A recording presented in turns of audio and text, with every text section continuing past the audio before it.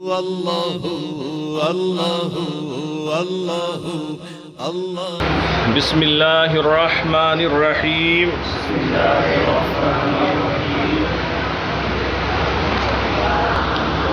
قسم دوم در عوامل معنوی، دوسری قسم عوامل معنوی کے بیان میں، دوسری قسم عوامل معنوی کے بیان میں۔ پہلی قسم میں عوامل لفظیہ کا بیان ہوا، وہ عوامل بیان کیے گئے جو لفظی ہوتے ہیں۔ کون سے؟ عوامل لفظیہ، عمل کرنے والے وہ اسماء یا وہ حروف یا وہ افعال جو لفظ میں ہوتے ہیں، پڑھنے میں آتے ہیں، نظر آتے ہیں، وہ خود ہوتے ہیں یا ان پر دلالت کرنے والا کوئی لفظ موجود ہوتا ہے، تو وہ لفظ میں ہوتے ہیں۔ اب یہاں قسم دوم میں عوامل معنوی کا بیان ہے، اور آپ جانتے ہیں جو معنی ہوتا ہے وہ نظر نہیں آتا، تو یہ آپ کو نظر نہیں آئیں گے، صرف آپ مانیں گے کہ یہ کلمہ مرفوع ہے فلاں عامل معنوی کی وجہ سے، یہ کلمہ مرفوع ہے فلاں عامل معنوی کی وجہ سے۔ اور ایک بات یہ یاد رکھیں، ایک کتاب ہے جو پڑھائی جاتی ہے، شرح مئات عامل، شرح مئات عامل کہتے ہیں نا جسے، تو شرح کا معنی شرح، مئہ معنی 100، عامل عمل کرنے والے، تو عامل ٹوٹل کتنے ہیں؟ 100 ہیں، بہت آسان گنتی ہے۔ عامل کتنے ہیں؟ 100 ہیں۔ ان 100 میں سے 91 سماعی ہیں۔ کیا ہیں؟ یعنی سنے ہوئے ہیں، اہل عرب سے، نحویوں سے جو سنے ہیں وہ کتنے ہیں؟ 91 سماعی ہیں، اور 7 قیاسی ہیں۔ 7 91 اور 7 کتنے ہو گئے؟ 98 عوامل کا بیان ہو چکا ہے اب تک، 98 کا بیان ہو چکا ہے۔ اب قسم دوم عوامل معنوی کے بیان میں ہے، تو اس میں کتنے عامل کا بیان ہوگا؟ جب 98 کا ہو چکا ہے، ٹوٹل 100 ہیں، تو 2 ہی بچے ہیں، 2 کا ہی بیان ہوگا۔ تو مکمل عوامل کتنے ہیں؟ 100 ہیں۔ ان میں سے سماعی کتنے ہیں؟ 91 ہیں، اور قیاسی کتنے ہیں؟ 7 ہیں، 7 ہیں، اور پھر معنوی کتنے ہیں؟ 2 ہیں، ٹوٹل کتنے ہو گئے؟ 100۔ قسم دوم در عوامل معنوی، دوسری قسم ہے عوامل معنوی کے بیان میں۔ ایک بار پھر سمجھ لیں، یہ عوامل معنوی ہوں گے، معنوی طور پر پائے جائیں گے، آپ کو نظر دکھائی نہیں دیں گے۔ بدا کے عوامل معنوی بر 2 قسمت، جان لیجئے کہ عوامل معنوی 2 قسم پر ہیں۔ عوامل معنوی یعنی عوامل معنوی کی 2 قسمیں ہیں۔ اول ابتدا، پہلی قسم کیا ہے؟ ابتدا۔ پہلی قسم کا نام کیا ہے؟ ابتدا ہے۔ عوامل معنوی کی پہلی قسم ابتدا ہے۔ اب ابتدا کا معنی اور مطلب کیا ہے، یہاں لکھ کر بھی بتایا ہے۔ ابتدا کا مطلب یہ ہے اسی لفظ سے ابتدا ہو رہی ہو، اسی لفظ سے جملے کی ابتدا ہو رہی ہو، اس سے پہلے کوئی دوسرا لفظ نہ ہو۔ تو اب لفظ خود اپنے اندر تو عمل نہیں کرے گا، خود اپنے اندر تو کسی دوسرے لفظ میں عمل کرے گا، یا کم از کم اس کی جو ضمیر ہوگی اس میں عمل کرے گا، خود سے اپنے اندر تو عمل نہیں کرے گا۔ تو یہی مطلب ہے ابتدا کا، وہیں سے کلمہ، وہیں سے جملہ شروع ہو رہا ہے، جملہ وہیں سے شروع ہو رہا ہے۔ اب اس پر جو اعراب آ رہا ہے اس کا عامل کیا ہے؟ ابتدا۔ ابتدا یعنی اس سے شروع ہو رہا ہے، جیسے زید قائم ہے، زید مبتدا اور قائم اس کی خبر ہے۔ اب یہ سوال کیا جائے یہ زید قائم ہے تو زید پر رفع کیوں آیا؟ زید جو مبتدا ہے اس پر رفع کیوں آیا؟ کس کی وجہ سے آیا؟ پیچھے سارے عوامل پڑھ کر آئے جاء ابو کا، تو ابو کا اعراب واو کے ساتھ کیوں آیا؟ تو آپ کہیں گے یہ اسماء ستہ مکبرہ ہیں، ان کا اعراب حالت رفیع میں واو کے ساتھ آتا ہے، جبکہ یہ فاعل بن رہے ہوں حالت رفیع میں، جب یہ مرفوع ہو چاہے مبتدا بنے یا فاعل بنے، اور یہاں جاء فعل ہے یہ اس کا فاعل بن رہا ہے، اس لیے اس کا اعراب ابو کا آیا۔ تو جس کے بارے میں پوچھیں گے اس کا بتائیں گے، اس لیے اس کا اعراب آیا۔ ٹھیک ہے، آپ پڑھیں لن یضربا تو سوال ہوگا لن یضربا میں آپ یضربا زبر کے ساتھ کیوں پڑھا منصوب آپ نے؟ تو آپ کہیں گے حرف لن داخل ہے۔ آپ پڑھیں گے لم یضرب، کوئی سوال کرے گا لم یضرب جزم کے ساتھ آپ نے کیوں پڑھا؟ تو آپ کہیں گے لم داخل ہے اس لیے پڑھا۔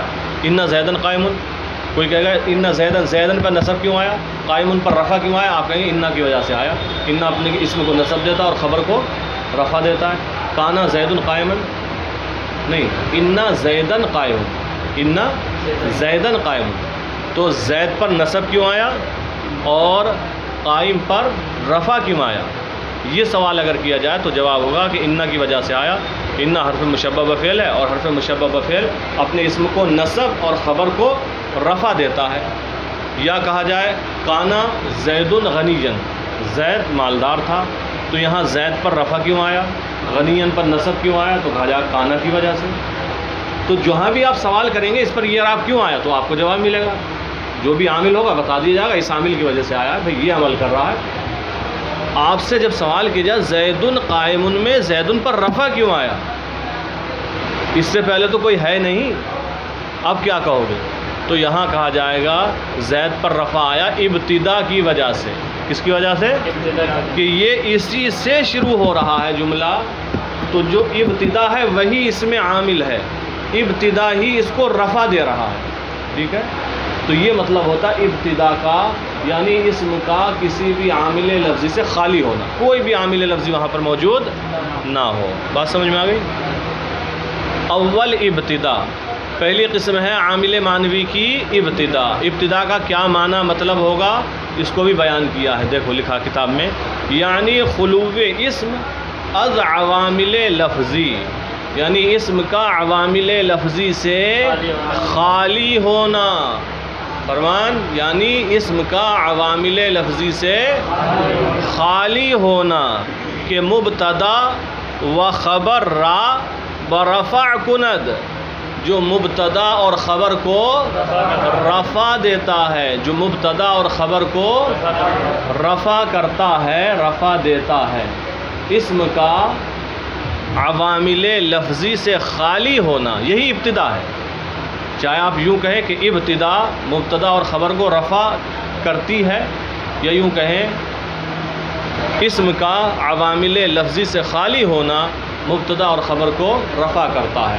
تو زید پر ضمہ کیوں آیا اور قائم پر ضمہ کیوں آیا، حالت رفیع میں کیوں ہے؟ تو آپ کہیں گے ان میں عامل ہے ابتدا۔ ابتدا کا مطلب یہ ہوتا ہے اسم کا عوامل لفظی سے خالی ہونا، یہاں پر کوئی لفظی عامل نہیں ہے جو ان میں عمل کرے، تو اسی وجہ سے اس عامل معنوی کی وجہ سے ان کے اوپر ضمہ آیا ہے، حالت رفعی میں ہے یہ۔ یعنی خلو اسم از عوامل لفظی، یعنی اسم کا عوامل لفظی سے خالی ہونا، کہ مبتدا و خبر را برفع کند، جو کہ مبتدا اور خبر کو رفع کرتا ہے، چون زید قائم، جیسے زید قائم۔ و ایجا گویند، اور اس جگہ کہتے ہیں کہ زید مبتدا است، زید مرفوع با ابتدا، مرفوع ہے ابتدا کی وجہ سے، مرفوع ہے۔ اب ایک بات بڑی توجہ کے ساتھ سن لیں آپ حضرات، عوامل معنوی کی دو قسمیں ہیں، اول ابتدا، اول جیسے اول ابتدا کہ یہ مبتدا اور خبر دونوں کو رفع دیتا ہے۔ ابتدا، ابتدا جو ہے لفظ مؤنث ہے اردو میں، کہ بھئی اس چیز کی ابتدا کرو۔ ابتدا مبتدا اور خبر دونوں کو رفع کرتی ہے، رفع کرتی ہے۔ جیسے زید قائم، تو زید مرفوع کیوں ہے، قائم مرفوع کیوں ہے؟ ابتدا کی وجہ سے۔ کس وجہ سے؟ تو ابتدا عامل ہے، زید جو مبتدا ہے اس میں بھی ابتدا کی وجہ سے زید جو مبتدا ہے یہ بھی مرفوع ہے، اور ابتدا کی وجہ سے ہی قائم جو خبر ہے وہ بھی مرفوع ہے۔ تو دونوں میں عامل کیا ہے؟ ابتدا۔ دونوں میں عامل کیا ہے؟ ابتدا۔ اور یہ عامل مانوی ہے، عامل مانوی ہے۔ اصل میں اس زید قائم جیسی مثالوں کے بارے میں 3 مذہب ہیں۔ کتنے؟ ایک مذہب بصریوں کا ہے جس کا بیان ہو رہا ہے۔ ان کا کہنا کیا ہے؟ مبتدا اور خبر دونوں میں عامل کیا ہے؟ ابتدا۔ ابتدا کی وجہ سے جو مبتدا ہے وہ بھی مرفوع ہوگا اور جو خبر ہے وہ بھی مرفوع ہوگی۔ دوسرے 2 مذہب اور ہیں، ٹوٹل 3 مذہب ہے نا۔ پہلا مذہب تو یہ وہ مبتدا خبر دونوں مرفوع ہیں، کس کی وجہ سے؟ ابتدا کی وجہ سے۔ مبتدا اور خبر دونوں مرفوع ہیں ابتدا کی وجہ سے۔ دوسرا مذہب یہ ہے کہ مبتدا مرفوع ہے ابتدا کی وجہ سے، مبتدا مرفوع ہے اور خبر مرفوع ہے مبتدا کی وجہ سے۔ خبر مرفوع ہے، بات سمجھ میں آئی؟ مبتدا مرفوع ہے اور خبر مرفوع ہے۔ تو اب اس کو تھوڑا سا آپ پلٹیں، مبتدا میں عامل ہے یعنی ابتدا، مبتدا کا عامل کیا ہے؟ اور خبر کا عامل؟ خبر کا عامل مبتدا، خبر کا عامل دوسرے مذہب میں یہی مطلب ہوا نا۔ دوسرا مذہب یہ ہے کہ مبتدا کا عامل ہے ابتدا اور خبر کا عامل ہے۔ تو دیکھیں مبتدا کا عامل تو مانوی ہوا کیونکہ ابتدا ہے اور ابتدا مانوی ہے، لیکن خبر کا عامل مبتدا ہے وہ لفظی ہو گیا، مبتدا تو لکھا ہوا ہے زید۔ تو دوسرے مذہب کی روشنی میں مبتدا کا عامل تو مانوی ہے لیکن خبر کا عامل لفظی ہو جائے گا۔ بات سمجھ میں آ رہی ہے؟ یہ دوسرا مذہب ہے۔ اور تیسرا مذہب ہے مبتدا عامل ہے خبر میں اور خبر عامل ہے مبتدا میں، ادلا بدلا ہے۔ مبتدا عامل ہے خبر مرفوع کیوں ہے؟ مبتدا، یہاں ابتدا غائب، خبر مرفوع کیوں ہے اور مبتدا مرفوع کیوں ہے؟ خبر کی وجہ سے۔ تو مبتدا عمل کر رہا ہے خبر میں، خبر کو رفع دیا، اور خبر واپس عمل کر رہی ہے، واپس دے رہی ہے پیچھے کو مبتدا کو، تو خبر عمل کر رہی ہے مبتدا میں۔ یہ تیسرا مذہب ہے۔ تینوں مذہب سمجھ میں آ گئے؟ تو پہلا مذہب بیان کیا گیا ہے وہی مختار ہے، ٹھیک ہے؟ پھر سے دیکھ لیں۔ اول ابتدا، پہلی قسم ہے ابتدا، یعنی خلو اسم از عوامل لفظی، یعنی اسم کا عوامل لفظی سے خالی ہونا، کہ مبتدا و خبر را برفع کند، جو کہ مبتدا اور خبر کو رفع کرتا ہے۔ چوں زید قائم، جیسے زید وینجا گوین، اور اس جگہ کہتے ہیں کہ زید مبتدا، زید مرفوع با ابتدا، مرفوع ہے، اور یہاں پر خبر بھی مرفوع ہے ابتدا کی وجہ سے۔ یہ کون سا مذہب ہے؟ پہلا مذہب ہے، بصریوں کا مذہب ہے۔ آگے وینجا 2 مذہب دیگر است، اور اس جگہ 2 مذہب دوسرے ہیں، اور اس جگہ 2 مذہب دوسرے ہیں۔ یکے آنکے ابتدا عامل است در مبتدا، یکے آنکے، ایک یہ کہ ابتدا عامل ہے مبتدا میں، ابتدا عامل ہے و مبتدا در خبر، اور مبتدا عامل ہے خبر میں، مبتدا عامل ہے ابتدا عامل ہے مبتدا میں، اور مبتدا عامل ہے خبر میں۔ 2 مذہب ہو گئے، یعنی جو الگ سے 2 مذہب ہیں، الگ سے جو 2 مذہب ہیں ان میں کا ایک مذہب یہ ہو گیا۔ دیگر آنکے، دوسرا یہ ہر یکے از مبتدا و خبر، کہ مبتدا اور خبر میں سے ہر ایک عامل است در دیگر، عامل ہے دوسرے میں، مبتدا و خبر میں سے ہر ایک عامل ہے دوسرے میں، یعنی مبتدا عامل ہے خبر میں اور خبر عامل ہے مبتدا میں۔ یہ 3 مذہب ہو گئے، ٹھیک ہے؟ 2 بتایا تھا نا کہ عوامل مانوی کی 2 قسمیں ہیں۔ پہلی قسم کا بیان تو ہو چکا، ابتدا۔ دوسری قسم کیا ہے؟ تو دوسری قسم یہ ہے فعل مضارع کا ناصب اور جازم سے خالی ہونا. فعل مضارع تو جانتے ہیں, پڑھ کر آئے ہیں, اور میزان میں تو خوب پڑھا ہے فعل مضارع کو, 14 صیغے پڑھے ہیں. تو دوسری قسم عامل مانوی کی یہ ہے کہ فعل مضارع ناصب سے اور جازم سے خالی ہو. ناصب ان حروف کو کہتے ہیں جو فعل مضارع کو نصب دیتے ہیں, جیسے ان, لن, کی, اذن. ان یضرب زید, یا لن یضرب زید, یا کئی ادخل الجنہ. ٹھیک ہے.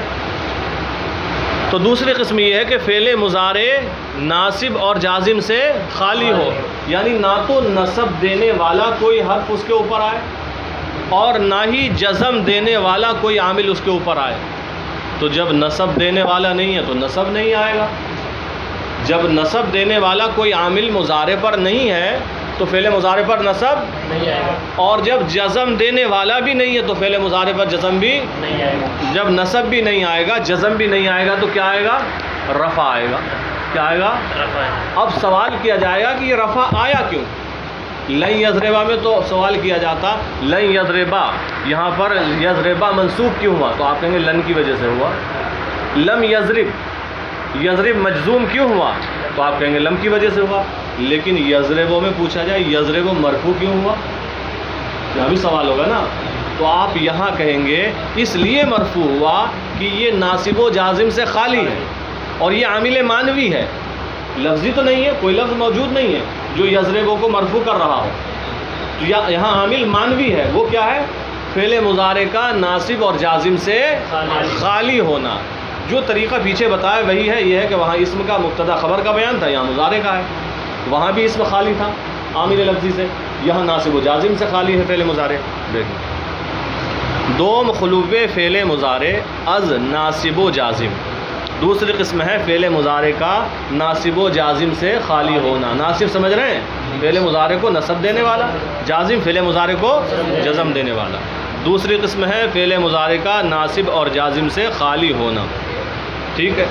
یہ کیا کرتا ہے؟ فعل مضارع را برفع کند, فعل مضارع کو رفع کرتا ہے. چوں یضربو زیدن, جیسے یضربو, یہاں فعل مضارع مرفوع ہے کہ نہیں ہے؟ کون سا فعل مضارع؟ یضربو. ایجا یضربو مرفوع, اس جگہ یضربو کیوں؟ زیرا کے خالص از ناصب و جازم.